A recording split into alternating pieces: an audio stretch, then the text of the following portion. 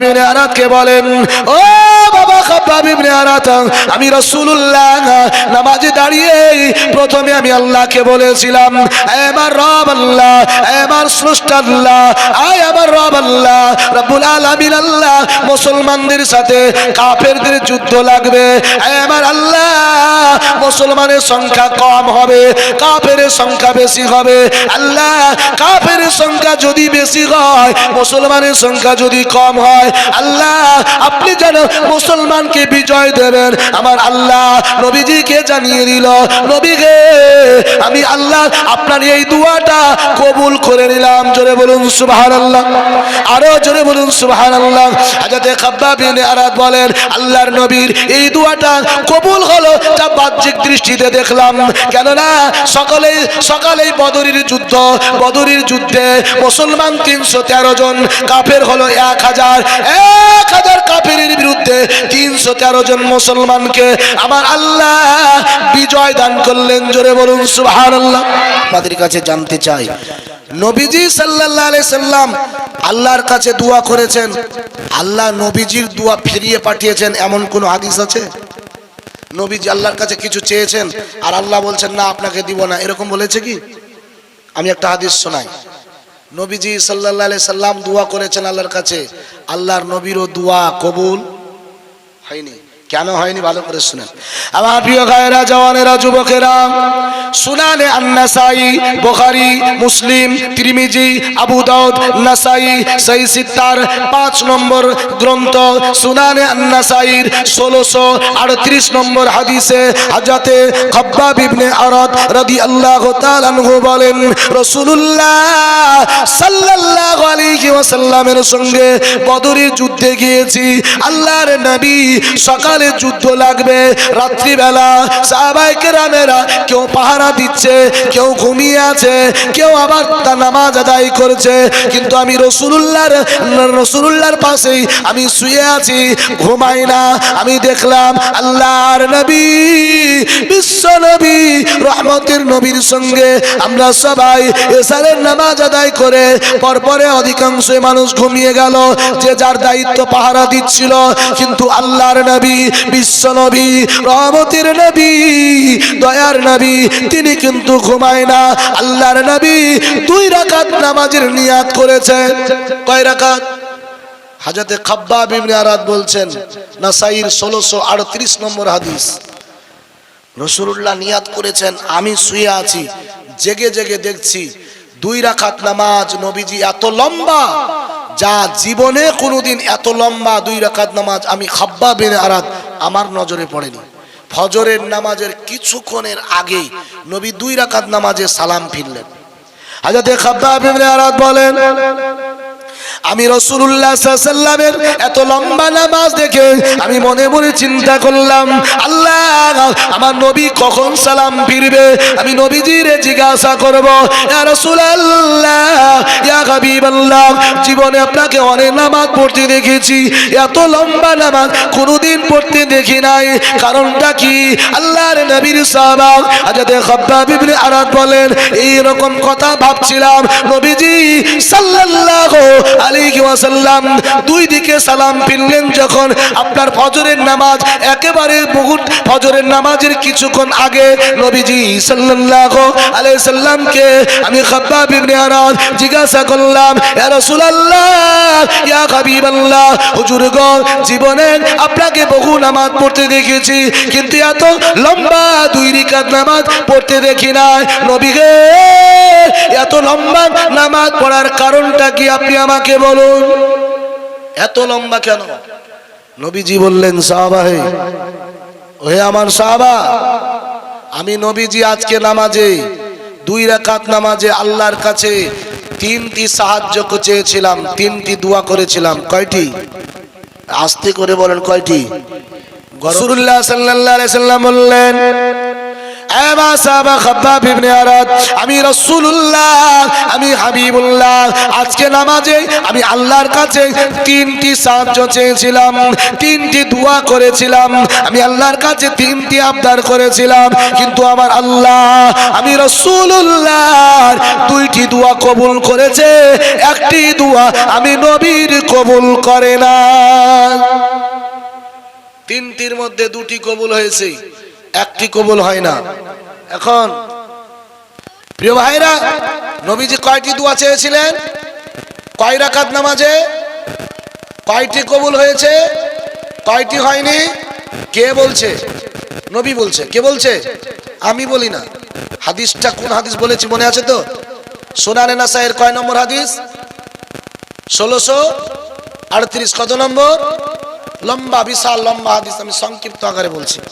আল্লাহ রাসূল সাল্লাল্লাহু আলাইহি ওয়াসাল্লাম ওই সময়তে হযরত খাব্বাব ইবনে আরাতকে বলেন, ও বাবা খাব্বাব ইবনে আরাত, আমি রাসূলুল্লাহ নামাজে দাঁড়িয়ে প্রথমে আমি আল্লাহকে বলেছিলাম, হে আমার রব আল্লাহ, হে আমার স্রষ্টা আল্লাহ, হে আমার রব আল্লাহ রব্বুল আলামিন আল্লাহ, মুসলমানদের সাথে কাফেরদের যুদ্ধ লাগবে, হে আমার আল্লাহ মুসলমানের সংখ্যা কম হবে, কাফেরের সংখ্যা বেশি হবে, আল্লাহ কাফেরের সংখ্যা যদি বেশি হয়, মুসলমানের সংখ্যা যদি কম হয়, আল্লাহ আপনি যেন মুসলমানকে বিজয় দেবেন। আমার আল্লাহ নবীজিকে জানিয়ে দিল, নবীকে আমি আল্লাহ আপনার এই দোয়াটা কবুল করে নিলাম। জোরে বলুন সুবহানাল্লাহ, আরো জোরে বলুন সুবহানাল্লাহ। হযরত খাব্বাব ইবনে আরাত বলেন, আল্লাহর নবীর এই দোয়াটা কবুল হলো যা বাহ্যিক দৃষ্টিতে দেখলাম, কেননা সকালেই বদরের যুদ্ধে মুসলমান 313 জন, কাফের হলো 1000 কাফেরের বিরুদ্ধে 313 জন মুসলমানকে আমার আল্লাহ বিজয় দান করলেন। জোরে বলুন সুবহানাল্লাহ। নবীজির নগদে দোয়া কবুল সকাল বেলায়। হযরত খাব্বাব ইবনে আরাত বলছেন, নবীজি রাত্রেবেলা আমাকে বললেন যে মুসলমানের সংখ্যা কম আর কাফেরের সংখ্যা বেশি হবে, আল্লাহ পাকের মুমিন বান্দা যদি মুমিন সত্যিকারী হয় তাহলে আল্লাহর আসমানি সাহায্য পাবে, মুসলমান বিজয় হবে। জোরে বলুন সুবহানাল্লাহ। আর সকাল বেলায় 313 জনের মুসলমান 1000 কাফেরের মোকাবিলার যুদ্ধে আল্লাহ পাক কাফেরদেরকে এমন ভাবে 313 জন মুসলমান পিটিয়ে ময়দান ছাড়া করলেন যা বাস্তব কল্পনার বাইরে হয়ে গেল। হযরত খাব্বাব ইবনে আরাতকে রাসূলুল্লাহ বলেছিল, ও খাব্বাব ইবনে আরাত, আমি নবীজি দ্বিতীয় দোয়া করেছিলাম, হে আমার রব আল্লাহ, নবী আদম আলাইহিস সালাম থেকে নিয়ে ঈসা আলাইহিস সালাম পর্যন্ত যত নবী এসেছেন, যত নবীর উম্মতেরা এসেছেন, হে আমার রব আল্লাহ, উম্মতেরা অন্যায় করেছে, অবিচার করেছে, আল্লাহর নবী পথ হারিয়ে দিয়েছে, ইসলাম ছেড়ে দিয়েছে। রব্বুল আলামিন আল্লাহ আপনার লানত এসেছে, আসমান থেকে গজব এসেছে, জমিন থেকে আল্লাহ তাদেরকে আসমানি গজব, জমিনি গজব দিয়ে ধ্বংস করে দিয়েছেন। এই রব আল্লাহ, আমার উম্মতিরা অন্য নবীর উম্মতির চাইতে অন্যায়কারী হবে, তারা আমি রাসূলুল্লাহর ও আমি রাসূলুল্লাহ সাল্লাল্লাহু আলাইহি ওয়াসাল্লামের উম্মতেরা অন্য নবীর উম্মতের চাইতে বেশি অপরাধী হবে, বেশি গুনাহগার হবে। আমার আল্লাহ অন্য নবীর উম্মতদেরকে যেইভাবে ধ্বংস করেছেন আমার উম্মতিকে সেইভাবে ধ্বংস করবেন না। আমার আল্লাহ ওই সময় জিবরাইলকে বলল, হে জিবরিল, আমার নবীকে বলো আমি আল্লাহ আমার নবীর দোয়া কবুল করলাম। জোরে বলুন সুবহানাল্লাহ। যেইভাবে গুনাহ করছি আমরা, অন্য নবীর উম্মতেরা এতটুকু গুনাহ করার আগেই আল্লাহ আসমান আর জমিন গজব দিয়ে হালাক করে দিয়েছে, ধুলিসাৎ করে দিয়েছে। আর আমরা যেই পরিমাণ গুনাহ করছি তারপরও আল্লাহ আমাদেরকে বাঁচিয়ে রেখেছে কার দুয়াতে? নবীর দুয়াতে। কার দুয়াতে? রাসূলুল্লাহ বুখারী মুসলিম শরীফের হাদিসে বর্ণনা করেন, মিসকাতুল মাসাবির কিতাবুল ফিতান, হযরত আবু হুরায়রা বলেন আল্লাহর নবী বলেছেন লা তাকুমুস সাআত হাত্তা ইউকালু আল্লাহ আল্লাহ। আল্লাহর নবী বলেছেন অতদিন পর্যন্ত কিয়ামত কায়েম হবে না, অতদিন পর্যন্ত কুতুমণ্ডল টলার মানুষকে ধ্বংস করবে না, যতদিন পর্যন্ত এই গ্রামে একটা মানুষ আল্লাহকে ডাকার মতো থাকবে। জোরে বলুন, আরো জোরে বলুন। এই গ্রামের একটা মানুষ যদি আল্লাহকে আল্লাহ বলে ডাকার মতো থাকে, আর ৯৯টা মানুষ যদি আল্লাহ দ্রোহী হয়ে যায়, ওই একটা মানুষের খাতিরে আল্লাহ পাক গোটা গ্রামকে বাঁচিয়ে দেবে। জোরে বলুন সুবহানাল্লাহ। কে বলছে? নবী বলছেন। কে বলছে? নবী বলছেন। বুখারী মুসলিমের হাদিস। আমার প্রিয় ভাইরা, আল্লাহ নবী এবারে হযরত খাব্বাব ইবনে আরাদকে বললেন, ও বাবা খাব্বাব ইবনে আরাদ, আমি নবী তৃতীয় দোয়া করেছিলাম, হে আমার আল্লাহ, হে আমার রব আল্লাহ, হে আমার আল্লাহ, অন্যান্য নবীর উম্মতের মধ্যে নানান রকমের দল হয়ে গিয়েছিল। নবী আদম, নবী হযরতে মূসা আলাইহিস সালামের উম্মতের মধ্যে ৭৭টা দল হয়েছিল। হে আমার আল্লাহ, হযরত ঈসা আলাইহিস সালামের মধ্যে ৭১টা দল হয়েছিল। রব্বুল আলামিন আল্লাহ, আমার উম্মতির মধ্যে যেন কোনো দল মত না হয়, আমার উম্মতি যেন একই প্ল্যাটফর্মে থাকে। আমার আল্লাহ বললেন, নবী গে, আমি আল্লাহ আপনার এই দোয়াটা কবুল করলাম না। এই জন্য নবীজির উম্মতের মধ্যে ৭৩টা দল। কয়টা দল? ৭৩টা দলের মধ্যে একটা দল জান্নাতে যাবে, বাকি ৭২ দল কোথায় যাবে? এরা কি নামাজ পড়তো না? কথা বলে, নামাজ পড়তো না? নবীর উম্মত মানে নামাজ পড়বে না? মানে নামাজ পড়তো, রোজা রাখতো, হজ করতো, যাকাত দিত, পর্দা করতো, ফিতরা দিত, तमाम কিছু করতো। তারপরও এরা কোথায় যাবে? ৭২ দলের মূল হচ্ছে 10টি দল। কয়টি দল? ৭৩ দলের মূল হচ্ছে 10টি। ভালো করে বলেন। এক নম্বর হলো আহলে সুন্নাত ওয়াল জামাত। দ্বিতীয় নম্বর হলো খারিজি, শিয়া, মুতাজিলা, মুরজিয়া, মুসাব্বাহা, জাহমিয়া, জাবারিয়া, নাজ্জারিয়া, কালাবিয়া। আল্লাহর নবী বলেন, বিশ্ব নবী বলেন, আহলে সুন্নাত ওয়াল জামাত যেই দলটা, এই দলে কোনো শাখা প্রশাখা হবে না। খারেজিদের মধ্যে 12টি শাখা, শিয়াদের মধ্যে 32টি শাখা, এই করে করে মুসলমানদের মধ্যে 73টি দল হবে।